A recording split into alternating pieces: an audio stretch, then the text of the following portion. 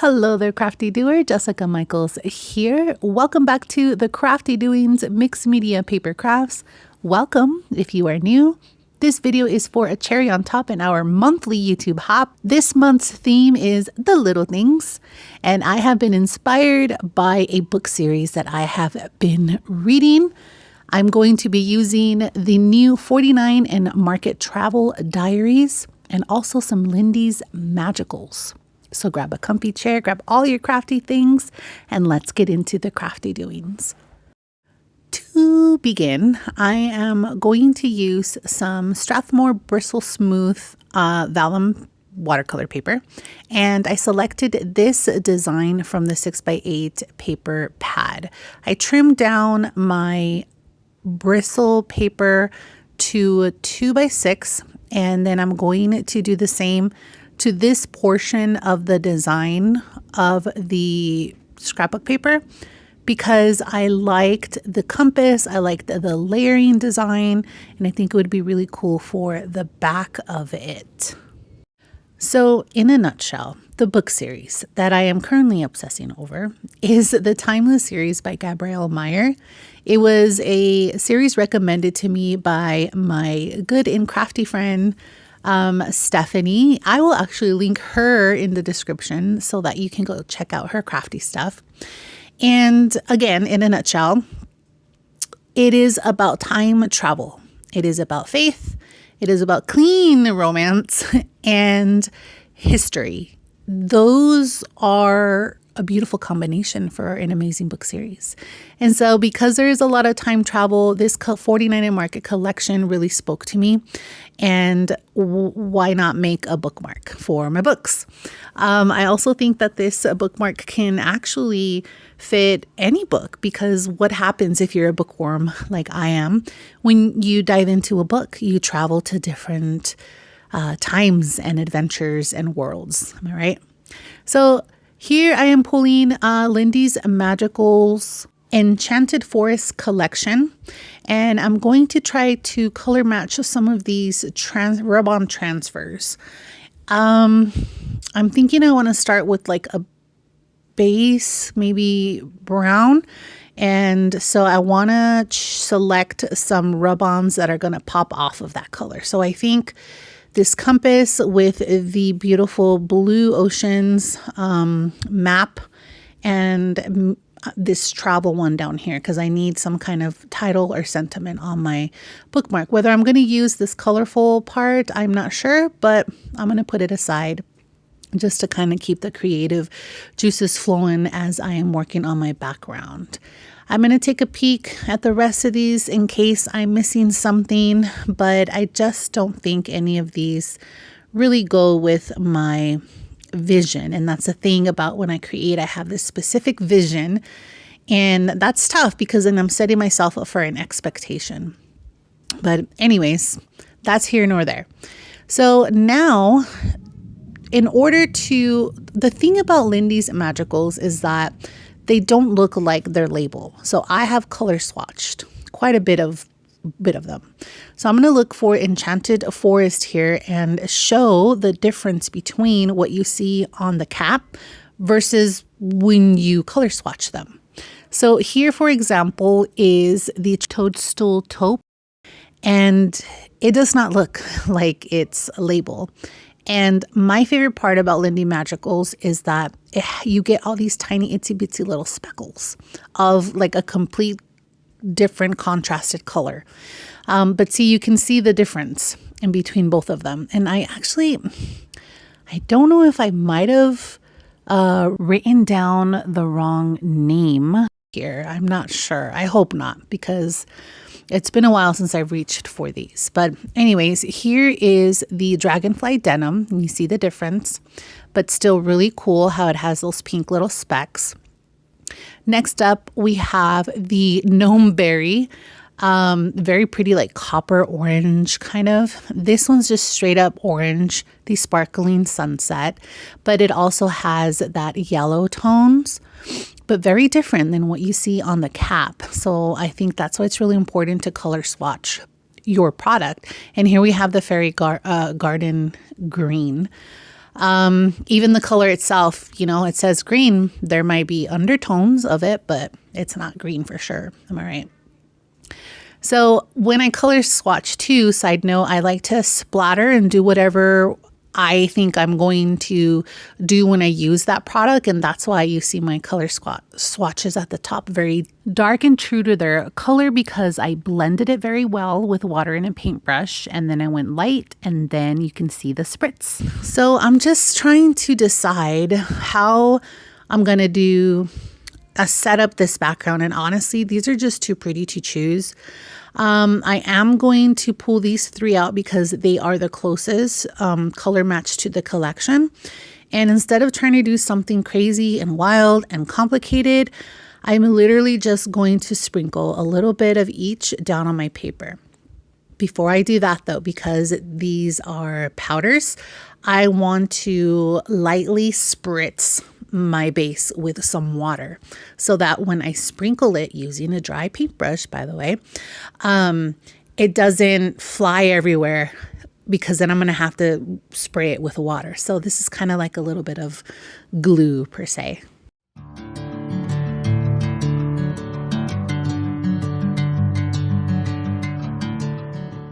So there's no rhyme or reason to how I sprinkled these colors. And because when I spray it, you can see how everything just magically blends in these beautiful magical colors. So I'm going to grab my paintbrush and just go in there and move things around in the direction that they were kind of moving already. Grab my heat drying tool to dry as I dab some excess product off, and even use my finger at times or grab my paintbrush as well, and just keep moving and having that color just flow across my base as I completely dry it, and then pick up some of that excess product and splatter.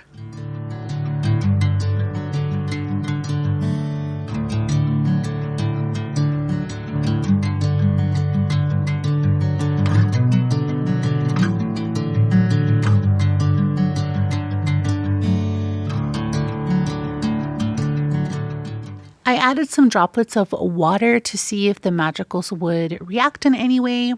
I didn't see much of a difference, but to be fair, I didn't let the water sit very long before picking it up with the paper towel roll.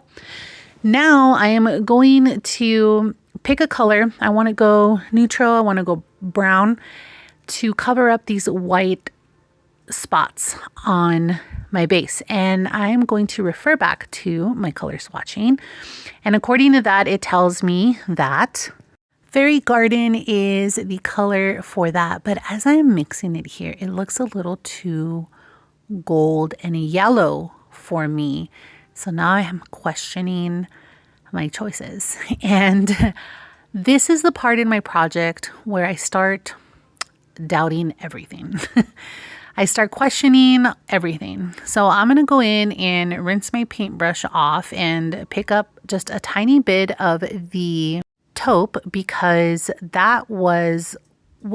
this is what looks brown to me, except my color swatches are telling me otherwise. But what I see is what I believe. So I'm going to go in with this, and sure enough, it is the color that I am looking for. And because this whole collection just gives me vintage vibes, I so want to just grunge everything up.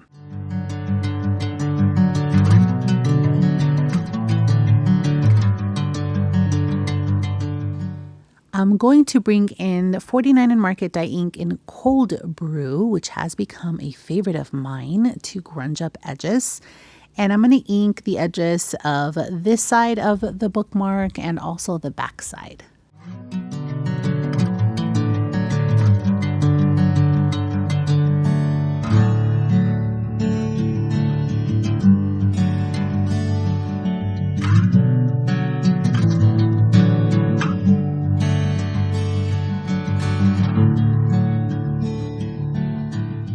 Because the Lindy's brought out this purple that I wasn't counting on, I went into the rub-ons and selected something that would cover it up, and this was perfect.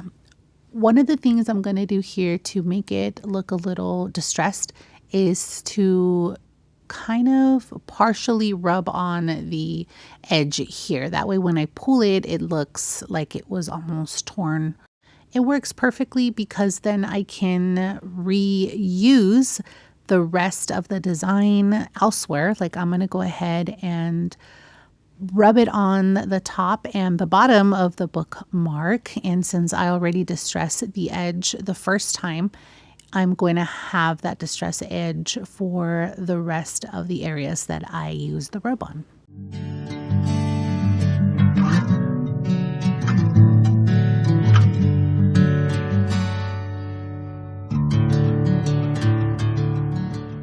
After looking through the die cut elements, I found this medium-sized circle, perfect, I think, to embellish the bookmark. And I am desperate to find some kind of element that has the turquoise color on the compass above here, but I am unsuccessful. However, after inking the edge with the cold brew, it gave me an idea to just simply ink the edges of whatever ephemera I select with 49 Market dye ink in Rainforest, which is almost a perfect match to this green aqua color that I'm trying to come through.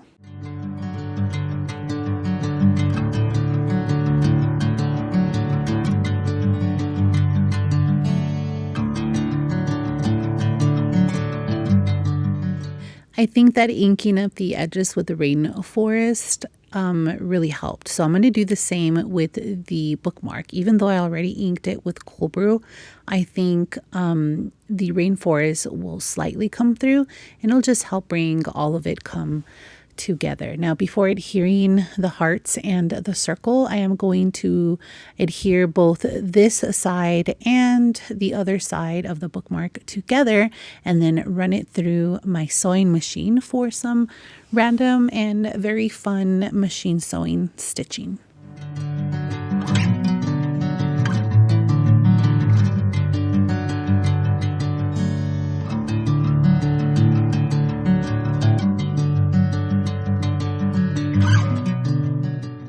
Now that this side is completed, I'm going to flip it over and focus on this side. I really like this travel sentiment on the rub-ons for this side of the bookmark, and I am going to put it slightly above the zigzag stitching that I've created here.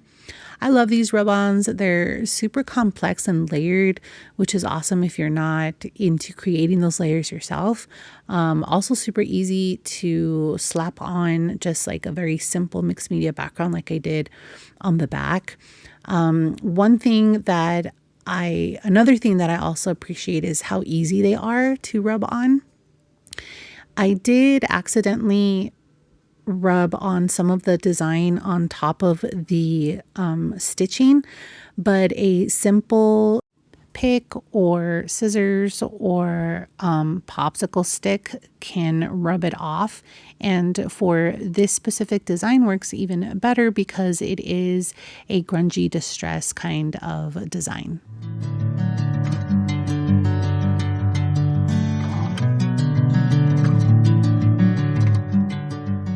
I feel like the area is still missing quite a bit of detail, so I am going to use these tiny little like GPS, you are here elements and just rub a few on. This is how easy they are though. I simply just used my nail. So now that I have completed that, I want to start getting the bookmark looking like a bookmark. I'm going to use my We Are Crocodile punch and punch a hole here at the top. I'm also going to use some eyelets. I think I have like this really pretty copper brass one that I've had for a while, and finish this step.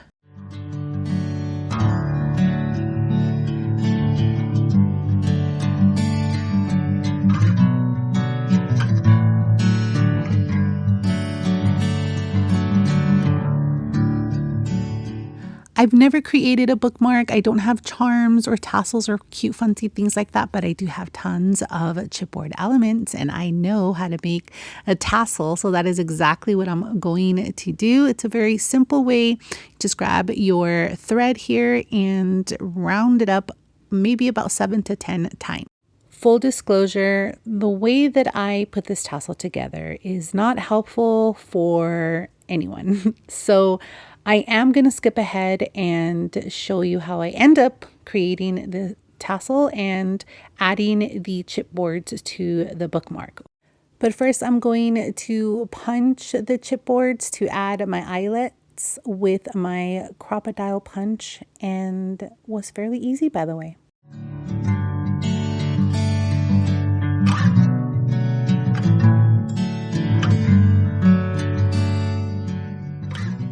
Okay, so for the tassel, I am first going to double up a piece of thread and run the loop through the hole. Open up the loop and then slide the string right through it, nice and tight. Then I'm going to grab some more thread, and you could use 3 to 4 fingers. I'm using my stamping block here and wrapping it around maybe 7 to 10 times. The more you wrap, the thicker your tassel will be. I think maybe like a 10 to 15 wrap is a happy medium.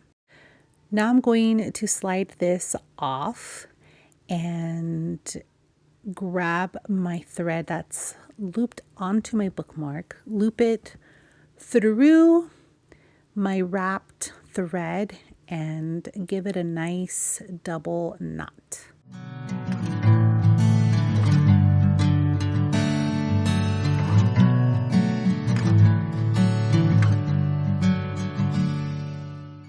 Next, I'm going to get a piece of string and fold it in half, making sure that the loop is facing downwards as I hold it tight with my thumb, and then loop the string a few times around the top of the tassel. Then I'm going to loop the string right through and pull tight and add a couple of double knots as well.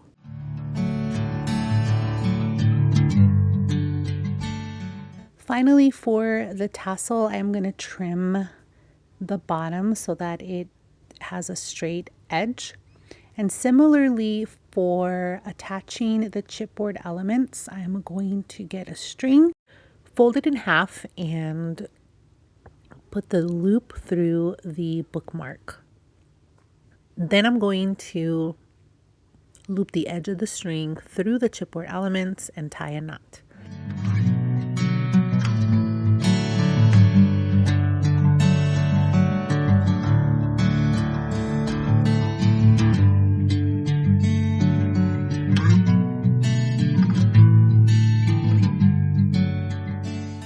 The last thing I am going to do is add a couple knots here at the edge of this string, just so that the string doesn't come apart.